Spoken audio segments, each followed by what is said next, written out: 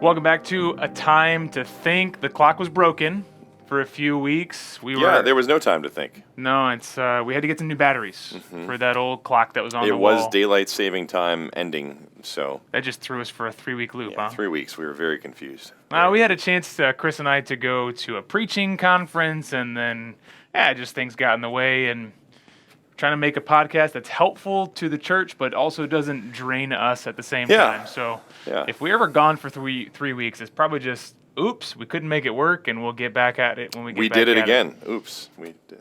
Yes. Okay, anyways. When are you just going to start doing the intro music for us? You're a musician. I mean, you used to tour, so you could sing Britney for us. Yeah, I didn't tour with Britney, but yeah. Well, anyways, Josh. Well, it is a time to think.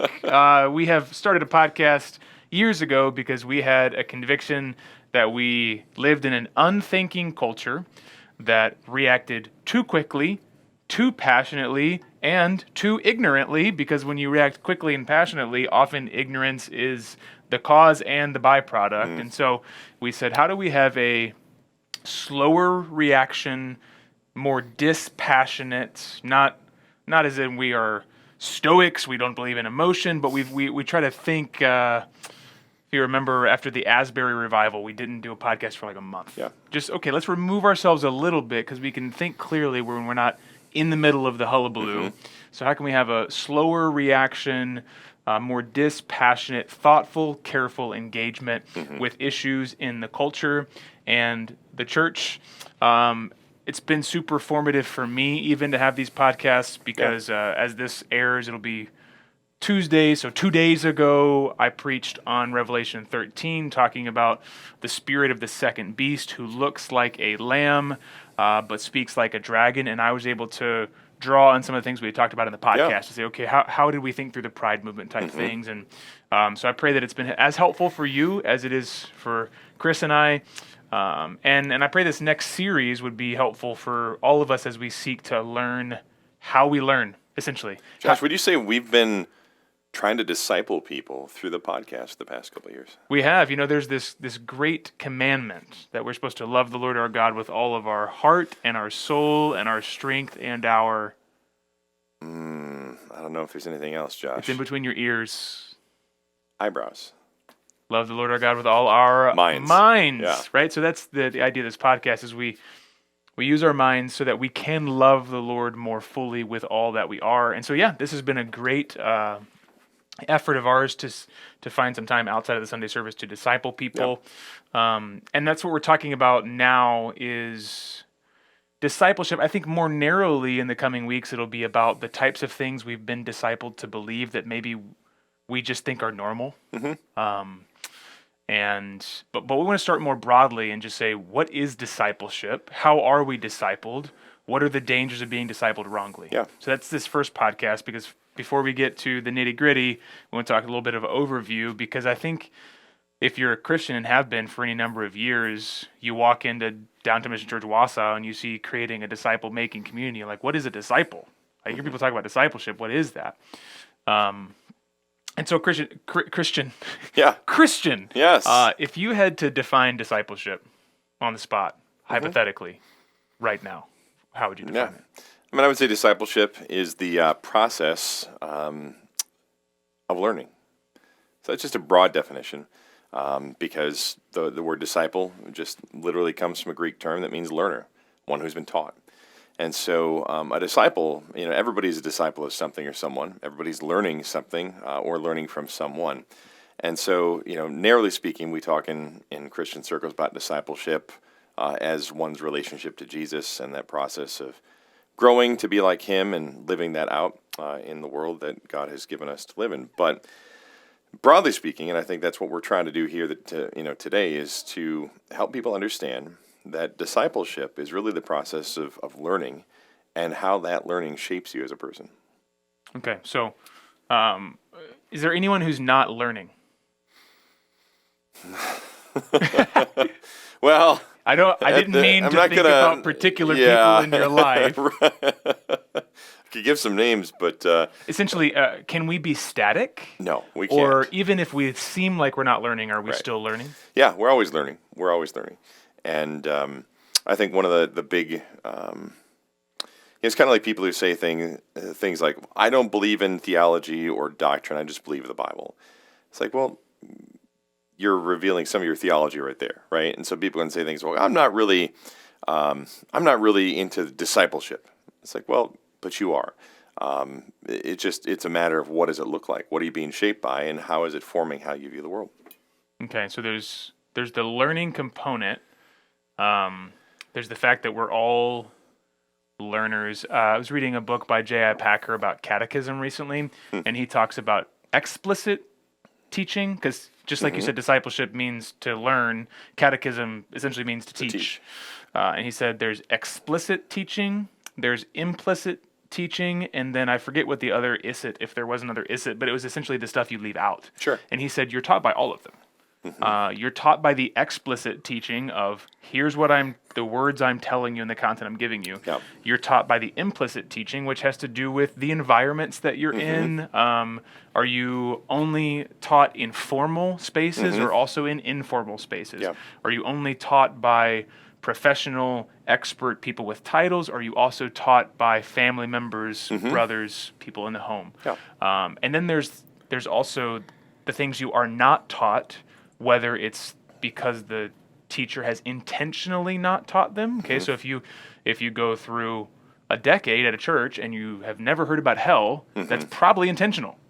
Right? And so you try to think, okay, what am I not being taught? Is that obliviousness or malice? And so there's, even with what's being taught, there's 3 different categories there, which leads us to think discipleship is not just if someone has told us, I would like to disciple you, and you're going to be a disciple. That learning is not only relegated to that space. Right. Yeah.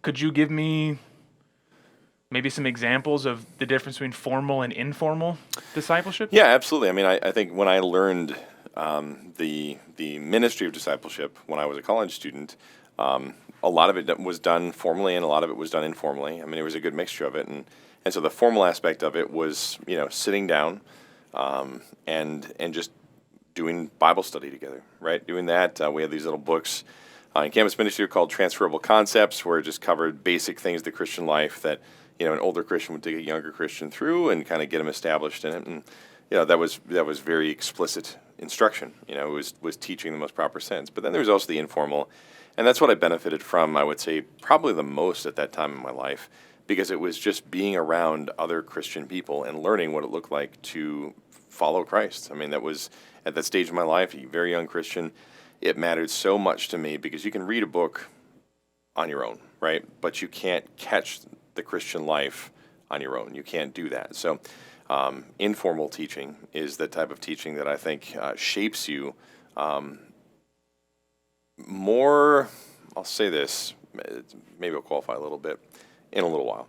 But I think informal teaching has the potential to shape you even more profoundly than formal teaching does, because the formal teaching is something that people argue with, but informal teaching is stuff that kind of just behind the scenes subconsciously is shaping you, don't even realize it. So there's maybe the defenses have dropped in the informal category? Yeah, because there's a degree of trust that I think is communicated to the other party when you're willing to spend time with them. But when it comes to explicit instruction, people, as pastors, we deal with people who don't necessarily like the things that we have to say to them, right? So people feel a certain degree. You're talking about my wife? Yes. Love you. She's expressed great concern over the content that you bring home. I had a dear woman in the church say she was walking with my wife, and she was like, "Your wife said you're the best preacher in Wisconsin." And I said, "I know for certain she did not say that." She did not say that. I said, "My wife is very encouraging. She loves me. I know for certain she did not say that." Oh, yes. Oh, it was funny. But, yeah. So the formal the informal you're saying has maybe a greater, and you've been using the word shape. So that's something I want to maybe play with a little bit. Is playing with shapes is for like 4-year-olds. I did that with Thomas this morning. Yeah. He wanted me to play with them, so I made the game like, if I got to put these blocks in these holes, I'm gonna see if I can do it as fast as possible. Yeah, absolutely. And I won. So. Did you humiliate your son? No, but he did try to do it as fast as possible, and that was pretty cute. So you're using the word shape, which means there's a fuller definition. Discipleship is not less than information, but it's more than changing your thoughts or positions Correct. on something. Correct. So talk more about the idea of shaping, or what shaping has to do with learning. Yeah, so I mean, the Bible verse that comes to mind for me when we think about this issue is Romans 12, where Paul says, "Don't be conformed to the patterns of this world, but be transformed by the renewing of your mind." And so there's a biblical precedent that's very clear, and you go all the way back to the Old Testament, and you hear God saying to the people, "Hey, keep this word of mine in front of you all the time, all the time. Talk about it, think about it, pray about it, sleep, eat, everything, with the Bible in front of you." So when the instruction comes to not be conformed to the patterns of this world, as Paul has expressed, such rich gospel truth for 11 chapters in the book of Romans, he says, don't be conformed to the patterns of this world, be transformed by the renewing of your mind, which means that God he's instituted a way by which change occurs in the human soul. And that occurs primarily as the mind is engaged and as, you change how you think about things. The word repent is not necessarily a word that reflects immediate change of action, but it does reflect an immediate change of mind. And so to repent means you're rethinking something. And so really if the Christian life is marked by repentance, that means that we are regularly rethinking how we process certain things. We're rethinking our relationship to sin. We're rethinking these things in a way that says, I need God to reshape and reform me as a human being. And the way that's going to happen is as the Word of God bears fruit in my soul, I'm going to be transformed. So, yeah, maybe what's helpful here is to get away from modern conceptions of the difference between mind and heart, as if they are opposed to one another rather than integrated. Mm-hmm. So I think when we're thinking about the relationship between formal learning processes, like maybe listening to a sermon or engaged in a Bible study. Now, the Bible study, you could have a formal teaching process in an informal environment, right? You could be doing the Bible study in someone's home. Yep. And so you can mix or just coming to Stevens Point for corporate worship. Yeah. What do you mean? The informal? the very informal environment. Yeah. Yeah, we're pretty casual here, but I have been told that I am a little structured, so maybe we're a little more formal up here. But so you can mix formal and informal, but we shouldn't pit mind and heart against one another, specifically because the Lord Jesus says that we are to love the Lord our God with our mind and our heart. Yeah. And so I think we can think in terms that are unhelpful when we start to talk about head knowledge versus heart knowledge. Right. Not that we don't want all knowledge to be in totality involving the head and the heart and the hands, as you maybe heard before. Head, heart, hands. Yeah. But it's almost like the love-truth dynamic, where it's like truth without love is not truth, but love without truth is not love. You say like, well, knowledge without your head is not knowledge. So you can't properly have heart knowledge of the Lord unless you have an understanding of who He is. Yeah, exactly. How do you with your heart love the triune God without knowing who He is? The Father is God, the Son is God. So you need knowledge there. But you also can't properly know God with your mind if that knowledge does not lead you to love Him. Correct. If that there's something broken, there's a wire that is not connected properly if your knowledge that God is three in one does not cause you to worship. Yeah. Right? Maybe that's the soul component, right? And so we don't have to get too nitty-gritty into what's the soul versus what the strength, but the purpose is when Jesus says, love the Lord your God with your heart, mind, soul, and strength, He's saying, love the Lord your God with the totality of all that you are working together in the same direction. Yep. And so discipleship is necessarily going to be a totality process. Yes. It's going to require formal and informal because we are total beings. We're not just heads on a stick or passions that just get to go wherever they are. Yeah. Any reflections about the totality of discipleship and the need for all of those things? Yeah, I mean, the whole of the Christian life is to be lived coram Deo, right, in the face of God. We're supposed to live the Christian life as though God is present with us all the time, because He indeed is. And when Jesus says, behold, I will be with you always to the very end of the age, it isn't just some type of a comforting promise. It's I'm going to be with you. And so if discipleship is something it's really, as we define it more narrowly in Christian terms, to say it's how the Scriptures inform your life as a Christian, whether formally through instruction or informally through it being lived, I think it's important we see that it is a whole life process. Repentance is a whole life thing. You don't just repent of not going to church on Sundays, but living life completely differently, or living life the same as you had been living before when it comes to your sexuality, right? There are just different things like this that occur in people's minds. There's a break, typically. I would call it a break, where somebody just kind of does not take seriously the fact that when Jesus says, if you don't leave everything you have and follow me, you can't be my disciple. So it's a whole life thing. Discipleship is a whole life experience. And so that being said, our process of being discipled means it's going to extend all of life and must be viewed in all the different settings that we live in. So, how do we ensure that the formal and the informal are working in the same direction? Because I would imagine that people have been, think about the fundamentalist Baptist critique of, okay, the formal and the informal were not working in the same direction. Right. Someone told me about the grace or the mercy from the pulpit, but I saw no grace and mercy, right? What do you do to ensure that formal and informal are working in the same direction so you don't get this disorientation in how you're teaching someone, and then ultimately you don't get someone that's turned off by the idea of being taught because they see these two things are not working together? Yeah, I mean, it is important. I've had this conversation before with somebody who had some different standards of convictions regarding media intake and so forth, that spoke to me and said they had a hard time receiving instruction from me because of the difference in conviction. Now, these are people who love the Lord, but they had, I would say, very different views on media consumption and so forth, that I think the convictions I have, generally speaking, are not out of bounds, right?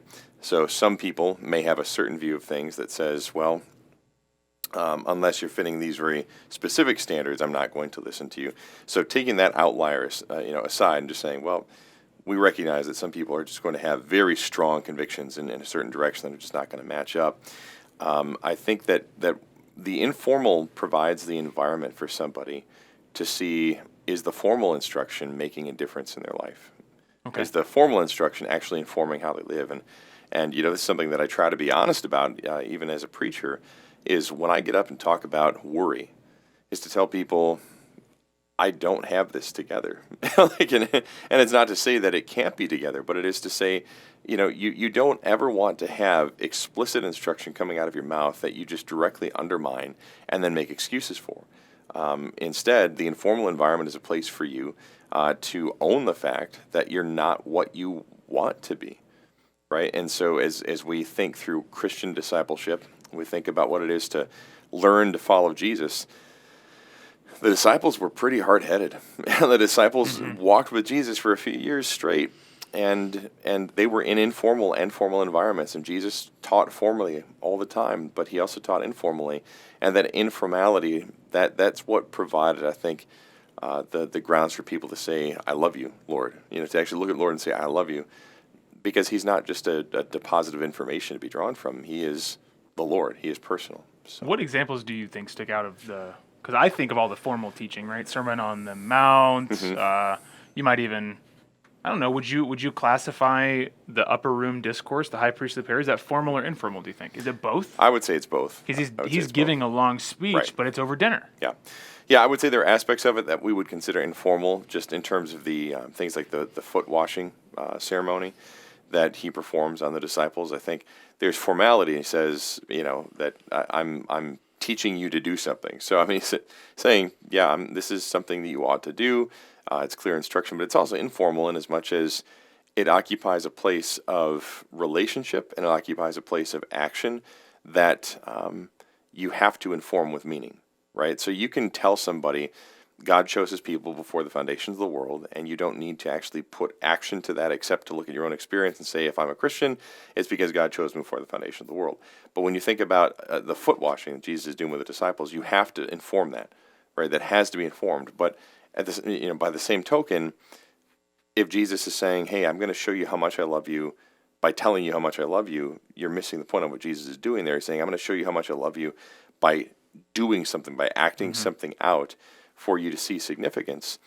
And so, I think there is a deep informational process that goes on as Jesus is interacting with the disciples, that, he's always, speech is important. Speech always needs to condition our reception of certain things, but his actions regularly spoke to the disciples. Think about him teaching publicly the Pharisees in the beginning of Mark that he has not come for the righteous, Yes.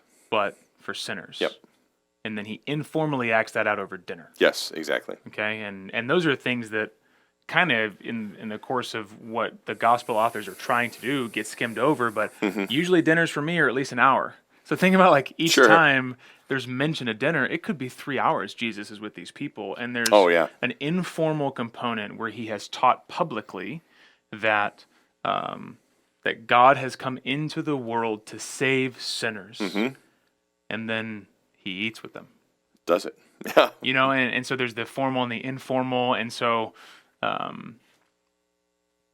we're talking about discipleship. We're going to ultimately get to the dangers of being discipled wrongly, but just first talking about how we learn anything at all. There's the formal teaching component where we know, hey, someone is trying to convince us of something, someone's trying to transmit information. There's the informal, which I think Chris has done a good job of describing, a lot of relational contact, the ways that you catch. Some things in Christianity are better caught than taught. You just come up with that now, Josh? I did not. I caught it. But you weren't taught it. No, I did not listen when I was formally taught because I'm stubborn. So there's the formal teaching. There's At least you bought it. The informal teaching, and then I guess a question I have in my head, Chris, is thinking, okay, we've got clear formal teaching like a Sunday sermon or maybe a. But how would you put a time to think in all that? Is this formal teaching? Yeah. Is this informal teaching? Absolutely. Yeah, it's formal teaching in an informal context. I mean, if you look at things like the parables, Jesus is formally teaching people, but he's also formally teaching them in a way that's very relatable and is story-based. So we can't necessarily look at formal teaching as always just outright didactic. Here's a dialogue, basically. The author is saying things to you, expecting you to respond by answering rhetorical questions, but, internally, those types of things. I don't think that that's necessarily, the mark of formal instruction. I do think formal instruction has different venues, but yeah. Okay, so there's more overlap here. Sure. Similar to the mind-heart dynamic. Yep. There's more overlap to formal and informal, because if someone is formally teaching you, their body is present. Like there's you think of logos, ethos, and pathos that were the hallmark triad of delivering information. You have logos being the logic of something. You have ethos being the ethic of the person that is speaking, and then pathos being the emotional engagement. And so it's undeniable that there's some sort of ethic behind every speaker, and if you have any sort of relational, informal contact with that speaker, then you're going to know their ethic to a degree. But then even as the preacher, we have to know it really matters. There's a reason elders are supposed to be above reproach, because the ethic of the teacher matters. And the pathos, are you as a pastor, shepherd, or as a teacher of some sort, are you emotionally engaged with the person you're speaking to? All those things come to bear in that overlap of formal and informal. I guess I'm interested, Chris, because we're in an age of content, and I want to talk on the next episode about digital media and even just we just call it content. Content. It's not. People are content creators now. Yeah, it's not. They're not biographers or documentarians. They're just putting videos out. They're just content creators. It's this amorphous consumption word, right? Yeah. So we're in an age of content, and I tend to think when I turn on content, I just want to listen to something. How often am I really being taught something when I just think I'm entertaining myself? That's my question. What do you think? I think we should talk about it in another episode, because that's a loaded question, Josh. Oh, no, we can talk about the specifics in another episode, but I'm thinking on a day-to-day basis, what's the percentage of my day that I'm being taught something? Is it 100%? Is it 90%? Because I'm always around people, right? Or I'm listening to something. Yeah. Am I always being taught? I think anytime, without trying to sound overly spiritual about this, anytime you're around other people, you're being taught, right? So if I'm spending time with you, I mean, we went to Appleton the other week and had our preaching conference, and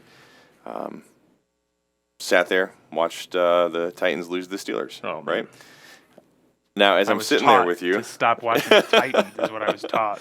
but as I'm sitting to you there, we're talking about stuff, and I don't really follow the AFC too closely, so I'm hearing from you certain things about the Titans' offensive line and the issues they've had and so forth. I'm like, okay, that makes sense, right? So I'm learning Okay. things, and again, it's just a matter of what is the content. What is the content? But you're always learning. You're always picking things up from people. Yeah. Okay. How? But maybe this is the question I'll ask before asking how on guard Yeah. we should be. Then, okay, if we are always learning, but maybe we assume we're not sometimes. Like Yeah. I don't assume that watching that football game I'm learning, or maybe I don't assume the podcast I'm listening to I'm learning. Yeah. But I am always learning. What are the disciples? What was that? What are the dangers of being? I like to eat apples and Apples and bananas, that's what yeah. came out. What are the dangers of being discipled incorrectly? So what if we're always learning? If we are learners, if we learn with our heart, mind, soul, and strength, if we learn in informal and formal capacities, we learn from other people. What are the dangers of that process going awry and us learning in the wrong direction or learning incorrectly? Yeah, I mean, I think you look at two different, angles of this. First angle is going to be your formal instruction. If you're being discipled improperly, formally, you're going to be holding views that are untrue, right? Because discipleship is concerned with truth. And so if you are learning things that are not true, you are holding those fast and regurgitating those things, that's a problem, right? And so it's gonna color how you view the world, and it's gonna color how you encourage other people to view the world. So that's the first danger, I think, is the formal capacity. The second danger, though, with the informal capacity is that this is probably similar in some respects to, you think a child that grows up in a home where there's great marital conflict, a divorce occurs, and they come to the conclusion at a formative age that the relationship between a husband and wife is dissolvable. You can just dissolve it because somebody's not happy, right? Or perhaps somebody picks up from it, the kind of the classic thing a lot of children deal with, where children of divorced parents, like, well, it's my fault. I must have done something. And before I came around, mommy and daddy were happy. You're informally picking these things up, and you see this in the lives of children all the time. As children get older, they're reflecting. You hear people say, like, oh, well, he's his father's son, or she's her mother's daughter, that type of a thing. In most circumstances, you're not talking about people who sat down one day and their dad taught them everything that he knew, or the mom taught daughter everything she knew. But they're showing it with that statement that children will reflect ultimately the environment in which they were raised. I mean, you got to meet Ma and Pa Tillman last week, and you sat down and right away, what did my mom ask if you wanted? Cookies, yeah. And so, you got a little peek into how, the home that I grew up in, and what it is that, when you think about how does Chris tick, and what is it about, the fact that I'm a very relational person. Well, you hang out with my parents for 15 minutes. Warm, joyful household, eager to welcome visitors. Right. So, that's picked up informally. My parents didn't need to teach me to do that. It's just got picked up. Yeah. So you have... you mentioned the parent-child relationship. That means that all of us are going to be informally discipled in significant ways. Yeah. And in a world this side of the fall and this side of glory, so we're past the fall, but we're not yet to glory. Yeah. Those parenting relationships, as good as they can be, are still going to leave some wounds in us. Yeah. Ideally, the parents in their faithfulness and their love for us are going to disciple us in the right direction. But the reality for many of us is, whether it's through broken marriage or unfaithful parenting, we leave with incredibly large informal scars that in the Lord's grace, He can heal to some degree, undo to some degree, retrain to some degree in the church. But it does take a long time. Yeah. I mean, oftentimes the trust issues we have with other people, the insecurities we have with other people, start mirroring in the church. Yeah. They you see them in the church, but they started in childhood. Yeah. Or you told me something years ago. You said we never grow out of being middle school boys. Sure. Yeah. Because the same types of things we're insecure with when we grow up is we tend to carry those through our lives, and those can be caused in childhood. So something for us to know is many of us are informally discipled poorly, and it wasn't our fault. Sure. What is up to us, though, is the future and further relationships we invest in that can informally disciple us to the glory of God, informally disciple us into Christ likeness. So there's that. I think, so when we talk about the dangers of being discipled incorrectly, you said, hey, you're going to believe wrong things if you're discipled formally incorrectly. And you're going to live wrong ways if you're discipled informally, improperly. And that live and that belief go together. Yeah. You know, the Hebrew understanding of wisdom is not just intellectual. Yep. You can talk about wisdom that causes you to walk in the right paths. Yep. So the Hebrew understanding of wisdom grounded, Jesus' understanding of wisdom is that live and that belief go in the same direction. So we have to choose our teachers carefully. Yeah. If we're gonna be formally taught well, we have to choose our teachers carefully. And if we're gonna be informally taught well, we should take great care to think, what types of people am I around? Because if I'm not around the types of people that I want to learn from, or I'm not at least a certain degree on guard when I'm around the types of people I don't want to learn from, there's a reason the scriptures have the idea that bad company corrupts good morals. Yep, absolutely. Because informal discipleship can be corrupting, but the flip side of that is informal discipleship can be incredibly life-giving if it can undo the corruption that you've experienced in the past. Any other thoughts on dangers of being... what is the danger maybe of thinking you're not being discipled? You're an American, you're an individual, you're a free thinker. Even. Of course. You think for yourself. You don't get all those other institutions, they don't come to bear on you. You really have a clear eye on things. Yeah, pride goes before destruction and a haughty spirit before a fall. And I think that's really what it boils down to, is there is great hubris and arrogance and pride expressed in somebody who is willing to say something to that effect.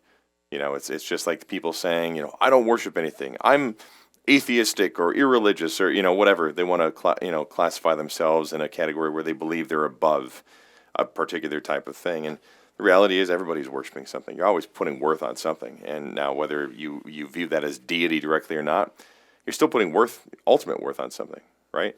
And so there's just arrogance in that. And for the Christian, it's easy to look at the unbeliever and say, well, there's arrogance in a Richard Dawkins who says that he doesn't worship anything. Well, of course, you certainly worship something, Richard. Well, I would say to many Christians that the sad reality is, especially in Western Christianity and post-COVID, people view their Christian experience as one in which discipleship is something that they can enter into on their terms whenever they feel like it, where they can, turn a sermon on and say, well, I may not be attending a church regularly, and I may not be spending time around Christian people regularly, but as long as I know that I'm watching this sermon, that kind of a thing, it's like, let's hold your horses here, fella, because just like you wouldn't fault Richard Dawkins for being somebody who is a worshiper without acknowledging it, so you are being discipled. And you're not, and the thing is, we're not discipling ourselves. When you hit play on a sermon, you're being discipled by somebody else. You made a decision to click play or something, but you're getting content. And if that is disembodied content, that's incredibly dangerous, because you're going to learn a lot of things, and if you're not putting it into practice or not watching that put into practice, you're going to be very overbalanced. It's like training one arm. It's like doing curls on your right arm for 15 years. Your left arm, you're not doing anything. Might have a huge right arm, but your left arm's worthless. And we want to avoid, as Christian people, the arrogance of believing somehow we're not being discipled. Like you always are, which is why you want to immerse yourself in the local church, because the local church is the place where you have God's authority structure, or you have God's design, you have God's word being prized, and everybody's on the same page together. Yeah, I think there's another angle to pride goes before the fall, and it's something I've tried to learn personally is I'm never going to get there in this life. There being I'm never going to know enough. And I'm currently in a stage of life where I'm reading voraciously. I just got all the Spot books, Dick and Jane. I am reading Where's Waldo? Children's books too, but I just got my stack of 30-something books for my winter semester, and And it's super easy for me to think if I can just finish this semester, Yeah. but then another semester's going to come. And you know what? Doggone footnotes, keep footnoting other books that I've never read, right? And I'm going to go through an Isaiah to Malachi class, and I'm going to get just a taste of 15 different books of the Bible and go, oh my gosh, if I could just know everything about this book of the Bible. Yeah. And that's a personal temptation for me, is if I could just hit this mark of knowledge. And I think that the Lord graciously whispered something into my ear a few weeks ago, and just, you'll never know enough to be God. God has not made humanity to achieve a level of knowledge that they will then be done Right. this side of glory with learning. And I think that's important for us to remember, because arrogance is a modern trait. It's not, we didn't come up with it, but C.S. Lewis has the idea of chronological snobbery, where we think somehow we are smarter. So because we have fighter jets, we're smarter than the Wright brothers, who got the wheels off the ground in the first place. Right. And because the Wright brothers got the wheels off the ground, they think they're smarter than the caveman. They're the by wrong nature brothers, who made the wheel, Right. right? And so we tend to think like, clearly everyone in the past is much dumber than we are, and that can lend us toward an inhuman or an inhumane view of humanity, in which we've arrived. But one of the beautiful things about the book of Proverbs starts off with this passage. The goal of this book is to receive instruction, to receive insight. But it doesn't just say that the stupid people should receive insight. It says, let the wise hear and increase in learning. Yeah. And that's actually a great encouragement for me, is that God has actually written his words so even the wise can increase in learning. Even the wise need to increase in learning. And you talk to parents, and they needed to increase in learning when they had toddlers, and then they needed to increase in learning when they had teenagers, and then they needed to increase in learning when they had kids out of the house. And there's always this new stage of life that we have to increase in learning in. And would you say it's wise to acknowledge that you need to grow in wisdom?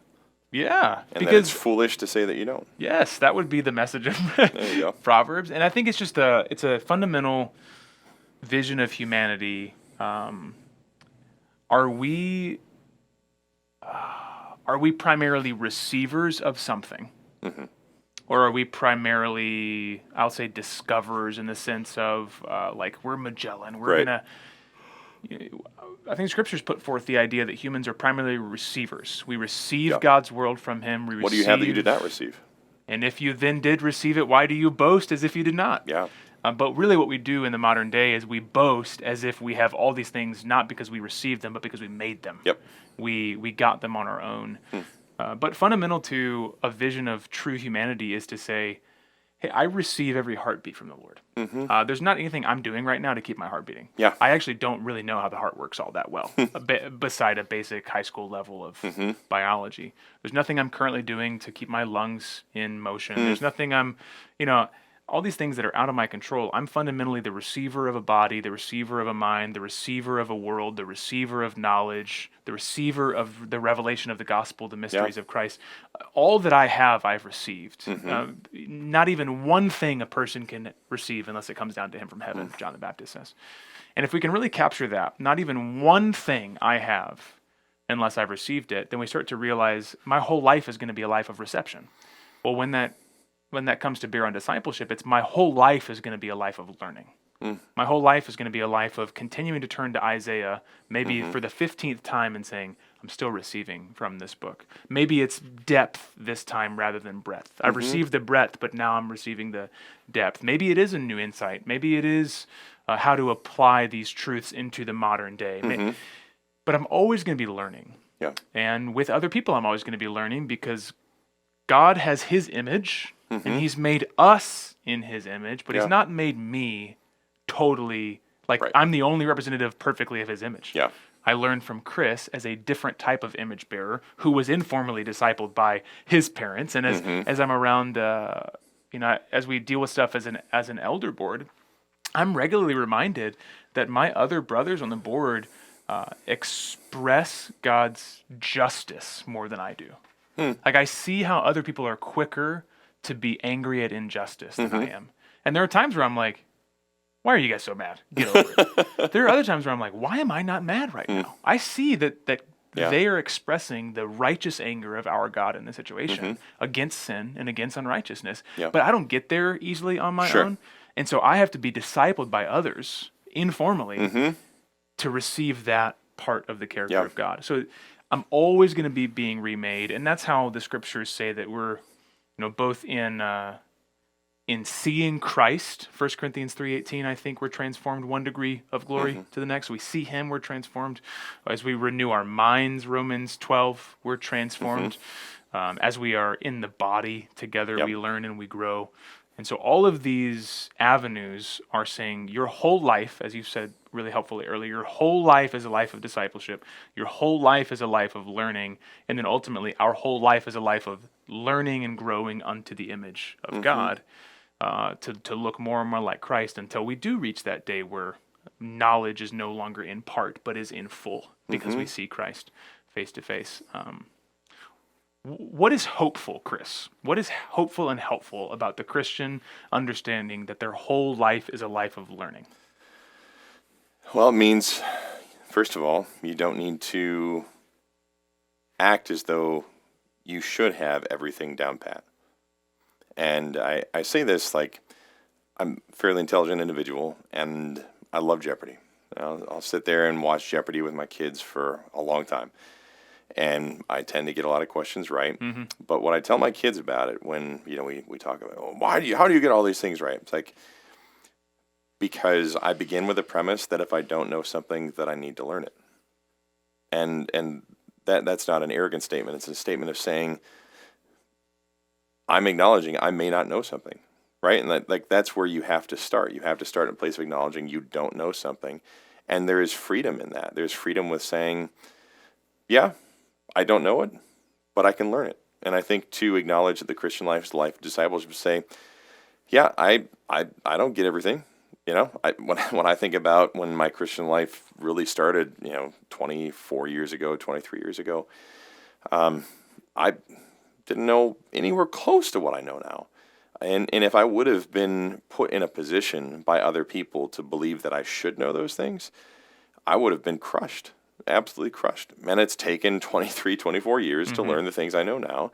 And there's freedom in knowing that you can just say, this is a process, and I want to learn stuff. I need to grow. I need to change. The Christian life is one of constant change. Not because God changes, but because God is constant, we change around him. So as we rethink, as we repent, as we re-examine our lives, it frees us up to not have to be so defensive of our own place and position. We say, you know what? Yep, guess I just didn't quite get this right. And so I need to change. And God gives me the grace and the freedom to live that way. And so I think there's just great freedom that way. It seems like you spoke about two different things there. One is the I don't know knowledge, Jeopardy type thing, but the other one is I need to grow in behavior. Right. I mean, once again, action, live, belief are not separate, and oftentimes we might misstep behaviorally because we don't know. Yeah. Maybe we come down too hard on someone because we didn't have all the information. Yep. And we have to come back and say, hey, I actually have to really grow here. And you're right, it's helpful to start at the outset saying, I will not be what I am. What am I saying here? I am not what I want to be. Yes. But I'm not what I once was. And I will be what I want to be one day. Yeah. That's why we have the great hopes of he who began a good work in you will complete it.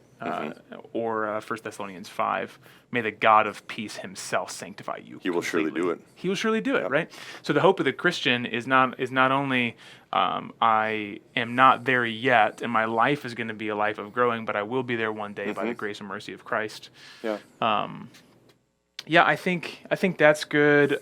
As far as the hope and help of being a constant learner is, like I said, I can fall victim to thinking if I could just figure this one thing out, I'd be okay. I wouldn't have any more problems. Yeah. I'd be past this. I'd be able to argue someone else down. And I'm never going to be done reading. Right. I'm never going to be done being around other people and needing them to shape me. Yeah. And one thing I had written down to talk about is the difference between information and observation. There will always be more information I can intake and process, and there will always be more observation I can do. Yep. And there will be different life stages. You go in stages where you need to intake a lot of information, but we're not just machines. We are meditating creatures. Sure. There's a reason that the word that the Bible quite often uses about what we should do with the Bible is not inhale. Meditate on it. It's meditate. Yeah. And so there are times and seasons for different things. You maybe you go through a tear of like, I'm going to read the Bible in a year and I'm going to just inhale and get as much as possible. And then you go through, I'm going to read the Psalms this year and chew and process and meditate. And in both ways you're learning. Yep. One, you might be learning copious amounts of information and getting broad sweeps of the Bible. And the other, you might be chewing on fine details and savoring them. And in both ways you're learning. Yeah. And so I think just having this diverse understanding that we're always learning, there are different types of learning, and those different types are going to be helpful at different times of our life, then I don't have to be ashamed if I'm still learning. Exactly. Like if I hit 40 or 50 or 60 and I'm still learning. Actually, that's one of my favorite things about being around people older than me is when they admit that they're still learning. I'm like, oh, cool. So I don't have to get this all done by next year. No, but it'd be helpful if you did.